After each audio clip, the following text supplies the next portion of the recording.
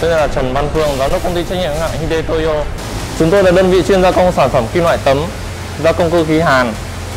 phục vụ ngành cơ khí môi trường. Với kinh nghiệm gần 10 năm sinh sống và làm việc tại Nhật Bản, những người trẻ như chúng tôi luôn mang trong mình hoài bão, muốn dùng chính bàn tay và khối óc con người Việt Nam để tạo ra những sản phẩm đáp ứng yêu cầu khắt khe của các đối tác nước ngoài. Lý do mà tôi chọn máy cắt laser fiber của MC là vì tôi tin rằng khi những con người tài năng ngồi lại với nhau sẽ cho ra được những sản phẩm made in Việt Nam, nhưng chất lượng không hề thua kém gì các thương hiệu nổi tiếng trên thế giới.